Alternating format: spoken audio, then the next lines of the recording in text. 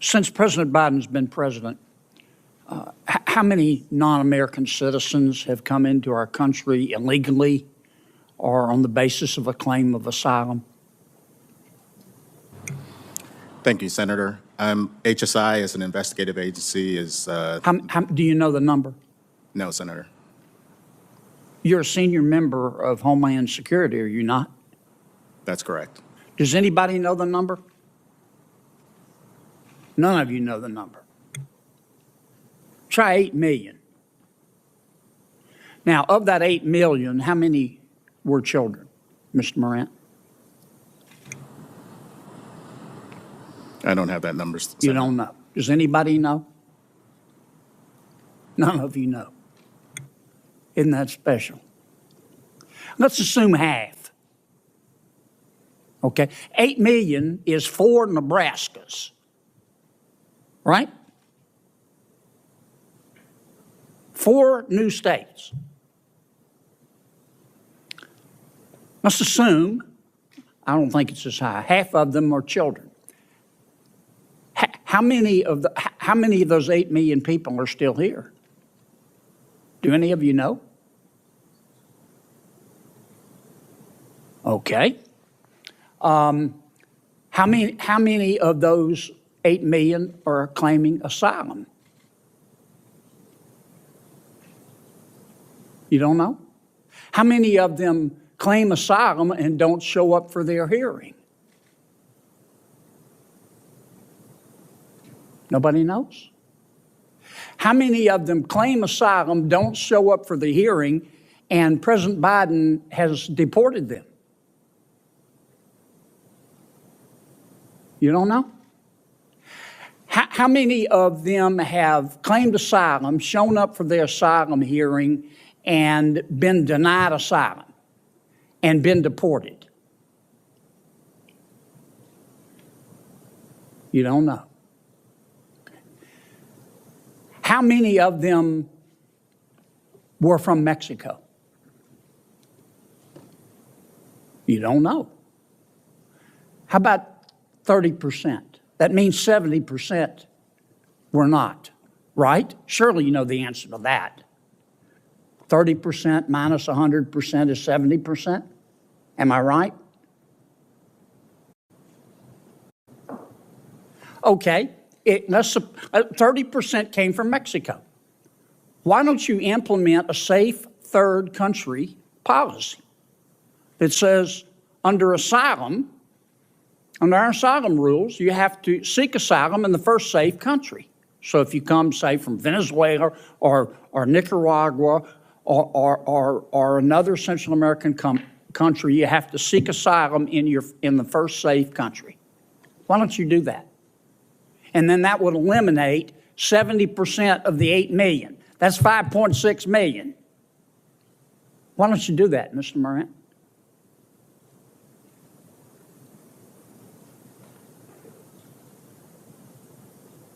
Is that a question, sir? Yes. That's All beyond, I've been asking are questions. that's beyond the purview of HSI. Oh, okay. How about you, Mr. Salazar? You're a former advisor to the vice president. How come we don't do a safe third country agreement? Sir, we're working with our partners in the region. 21 countries signed on to the Los Angeles Declaration. Have you done a safe third country agreement? You've had, what have you been at it, 2 years? What we are doing is working with them to expand legal pathways. Why doesn't President Biden get up in the morning tomorrow and say, we're changing the asylum process and we're doing what most other countries do, safe third country policy. You have to seek asylum. We support asylum. We have to seek asylum in the first safe country. That would eliminate 5.6 million people, boom, done, coming into our country illegally, wouldn't it? Sir, I just want to point out Washington. Wouldn't it? It would, sir, but there are activities underway. Let me ask you this, because I'm going to run out of time. President Biden and all of you believe in open borders, don't you? Don't you? I mean, I ask really basic questions. I don't mean any disrespect. I appreciate you being here. And I know you all love our country as we all do. But I believe in straight answers. I like straight answers and breakfast food. And there are only two possibilities here. Either President Biden and his team believe in open borders, or the people that the president has put in charge of the immigration policy of this country are not qualified to manage a food truck. And nobody's that incompetent. You folks believe in open borders, don't you? Sir, I think we believe in secure borders. You believe in then you don't even know how, well, I'm going to take 30 more seconds. You don't even know how many people have come in illegally since President Biden has been president? You're a former senior advisor to the Vice President of the United States, Mr. Salazar. And you can't even give me a number? No, sir. That's like going to an oncologist and asking him, what's cancer? And he says, I don't know. Give me a break. Senator Hawley. Thank you, Mr. Chairman. Ms. Marcos, can I just start with you? You testified a moment ago to Senator Butler that every child gets a Know Your Rights presentation. Is that correct? That is correct. Is that before or after you release them to labor traffickers?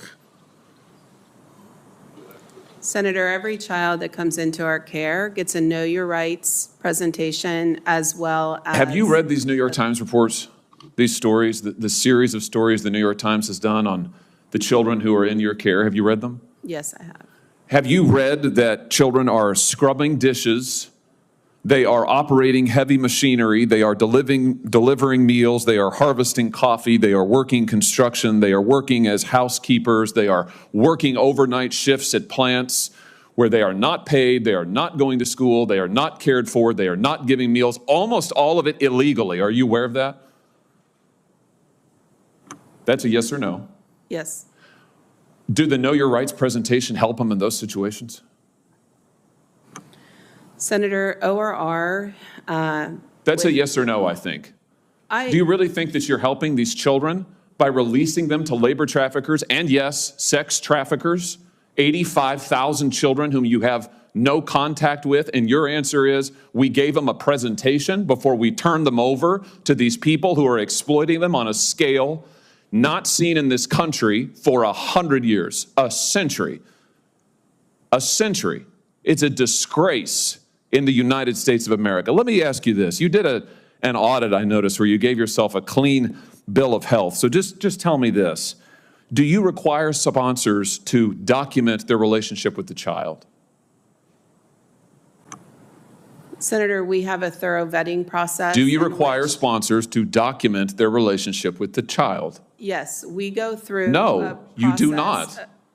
You do not. Have you read the Senate's Permanent Subcommittee on Investigations reports on your office? There was one in 2016. There was one in 2018. There was one in 2020. There was one in 2022. Spanning administrations, what they found is you do not require sponsors to document their relationship with the child. You release them anyway. What about background checks? Do you require background checks on all adults in the household? In cases where the child is being released to their parents, we do not require background checks. But Senator, I would really Do you require like, background checks on all adults in the household in any case? Yes, in some cases we do. What percentage of cases do you do background checks on the adults in the household? I don't have that number in front of me. Do you do home visits in all cases? You can actually see where these children are being released, whose care you're putting them in? We do not do home visits in all cases. Senator, I'd really like the opportunity to talk about what we are doing. I know what you're doing, and it's incredibly and totally inadequate. And we can read about it in the New York Times. Since you say you've read it, let's talk a little bit about that New York Times report, if we could. Here's a quote from the April 17th installment. Again and again, veteran government staffers and outside contractors told HHS, including reports that reached the secretary, that children appeared to be at risk. Did you warn the secretary that children were at risk? Senator, I'm in regular contact with the secretary. And Did you warn him that children were at risk? Safety and well-being of children is our top priority. Did you warn him that children were at risk? I'm not going to get into the conversations I've had. You're with the here and you're secretary. under oath, and this is an oversight hearing. And we need to know what you're doing, because you're manifestly not doing your job. Did you warn him that children were at risk? Do you believe that children are at risk? Let's start with that. Yes. Okay, did you warn the secretary? Senator, I'm not going to get into the specifics of my conversation, but I would like the opportunity Why to wouldn't talk you about- warn the secretary that children were at I would risk? like the opportunity to talk about what we Let's are look at what the doing. secretary said to you. The other one, James. Yeah, that one. At least 5 HHS staff members said they were pushed out after raising concerns about child safety. Mr. Becerra, the secretary, told the ORR director, that's you, right, that if she could not increase the number of discharges, he would find someone who could. And then he went on to say that if Henry Ford had run his plants like this, he would never have become famous and rich. This is not the way you do an assembly line.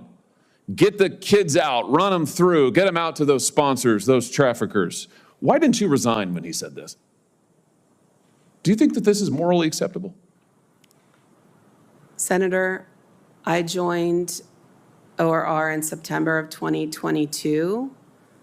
I believe that was reported prior to my arrival, but I cannot speak This is from to- an article this year. I can't speak to what the secretary, Do you think that this Man is said. acceptable to run ORR like an assembly line and to release these children I to can assure you, traffickers? we do not run ORR like an assembly line. The safety and well-being of children is our top concern, and by Plainly statute- not. Plainly, it is not your top concern because you have managed to lose 85,000 of them. And the Times knows where they are, or 2/3 of them, and they're with labor traffickers. It's unbelievable. Let me just ask you this. How many kids right now, of the 430,000 approximately, unaccompanied children have crossed the border under this administration? It's an astounding number. How many are you in regular contact with right now? Senator, we have a number of different providers across the country who But what's the provide number? What's the different- number? How many of you, are you in, you said child welfare is your top concern. What's the number? I don't have the specific numbers. How can you not know? Why Because- would you come to this hearing and not know? Respectfully, if you would like us to provide comprehensive case management to children after they're released from our care, so we can report. Respectfully, exactly- I would like you to do your job and not release children to human traffickers. Respectfully, that's what I would like. I'd like you not facilitate the largest child trafficking ring in American history. Thank you, Mr. Chairman. Senator Lee. Thank you, Mr. Chairman. Thanks to all of you for being here. Ms. Dunn-Marcos, I'd like to start with you. And I've got a lot of material to cover, so if possible, I'd like to have you confine your answers to yes or no, if possible. So let me summarize some of what I understand about this process, about the ORR process. Now, once you get a child, you start looking for a sponsor, or alternatively, a sponsor may come to you. And then you do some kind of a precursory background check to figure out what's going on, to see if they've got any convictions in the United States.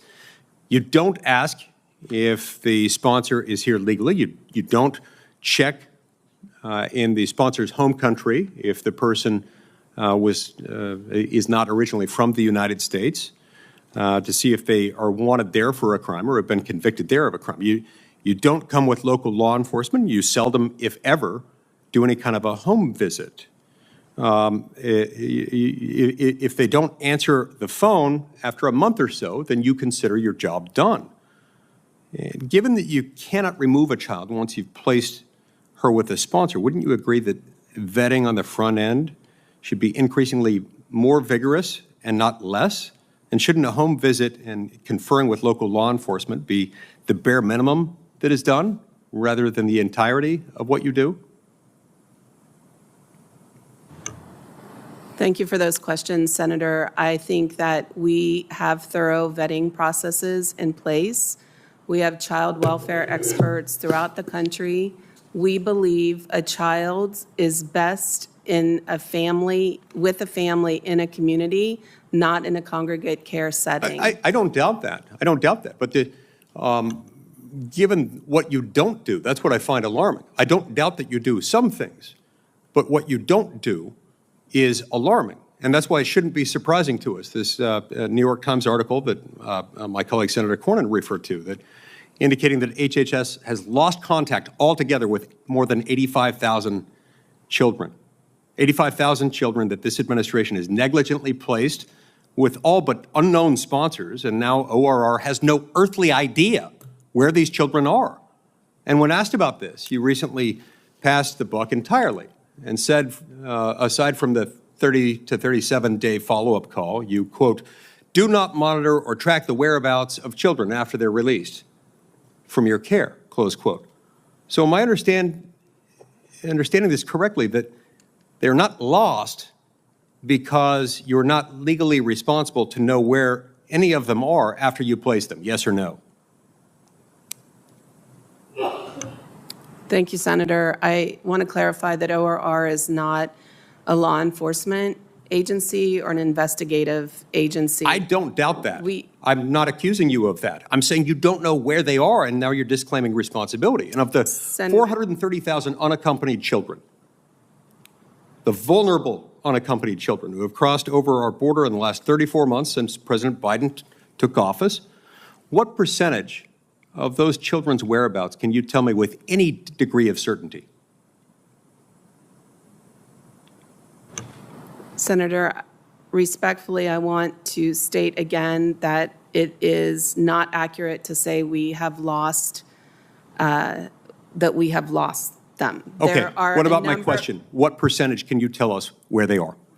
I don't have those figures directly in front of me, but what Will you I get can those to tell us? you, I will take that back to Okay, the team. But let me tell you what's happening to them.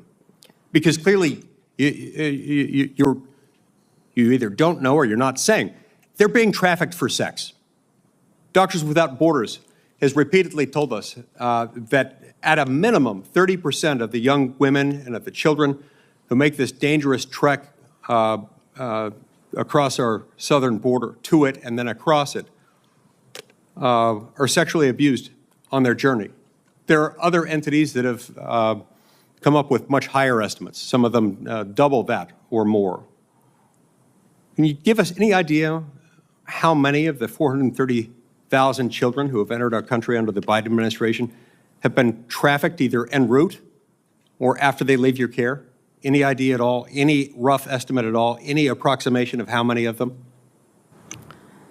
Senator, one is one too many. I don't have those numbers in front of me, but anytime we have a flag for a child in our care, we make a referral. Within 24 hours, we are referring to appropriate authorities, HSI, our Office for Trafficking in Persons. If we really want to change this narrative, we want to provide post-release services and legal services to every child. Thank you. My time's expired, but look, the sheer volume of this, coupled with the estimates that I've never heard you refute, are that we're talking about probably hundreds of thousands of them who have been trafficked for sex and who have been sexually abused. This